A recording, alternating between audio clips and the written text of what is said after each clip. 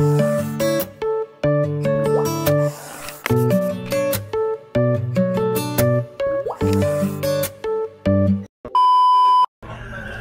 everyone! It's the same spot sa previous vlog ko kung saan ako, and it's still the same store. Dunkin'. How are you today? How are you today? For now, nasa SM ako, just right after the office. Naghihintay ako sa friend ko na nag-order ng kanyang Dunkin'. Well, of course, my favorite iced coffee of Dunkin' Donuts, but mapait siya ngayon. Anyways, I hope you have a great day, and I think may papag-usapan na naman tayo ngayon. Diba?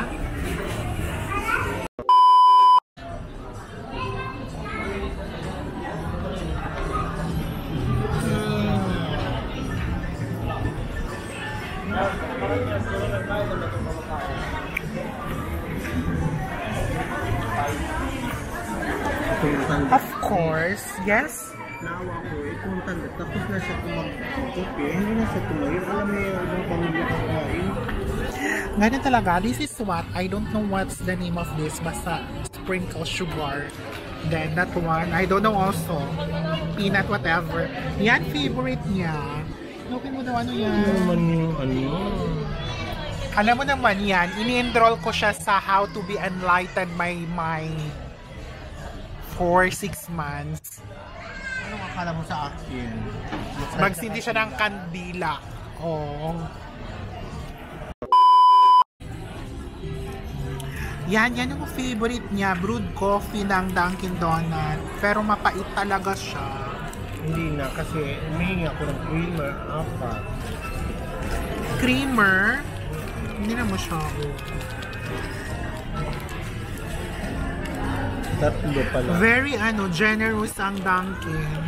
O na meron siyang creamer and sugar. Kasama naman talaga yan. Hello.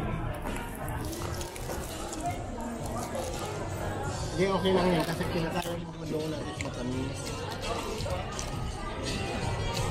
Mapait talaga, Day.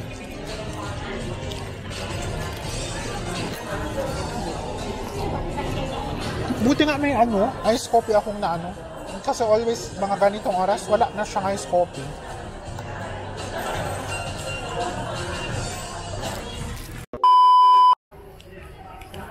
Hi everyone! So currently nasa SM sa I think sa Dep store.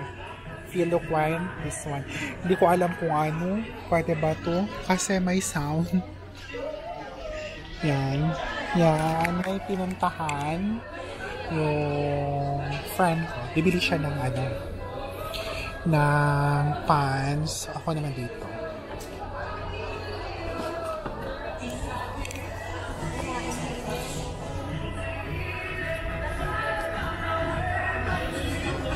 Diba?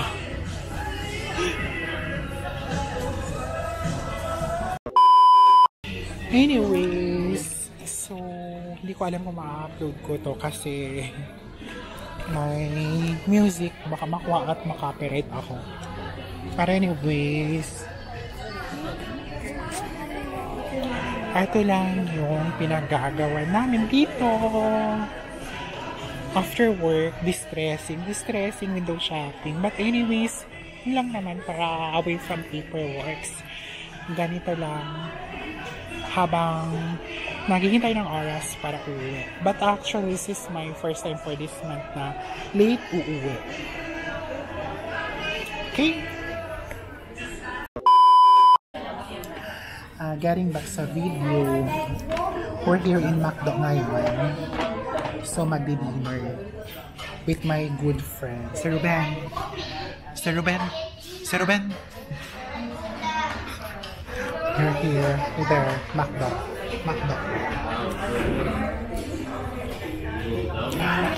Actually, life has many things to offer. And this is one of those na you have to celebrate even though in small ways, diba? Little ways. Be thankful always that you can buy your own food. You can eat what you want. You can talk with your friends. Oh, open ang bag ko. So, I'm planning to have a vlog daily. Hindi ko alam kung ano. Naririnig niyo ako, but I am so much relying on my DJI. Hindi ba? So, kagagaling lang namin ng SM. Then, gusto namin na dito magtambay before heading home, mag-dinner. So, ganun lang ang life sa office. And you really have my learnings talaga every day sa life. So, yun nga, my learning always. So, like, the stress, the pressures, it's to you on how will you handle those things. May mga believer na tao, but you know, ganun talaga ang life. Hindi mo maiiwasan.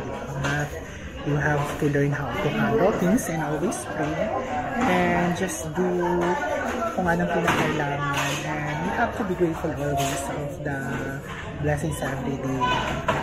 Yung mga mababait na tao madami sa paligid, so you just have to appreciate and be thankful always, and don't forget na God is there always to guide you in every step of the way, diba? So I hope you like my vlog and more of this talking vlog in my channel. I am planning to upload every day. Bye! Have a great day!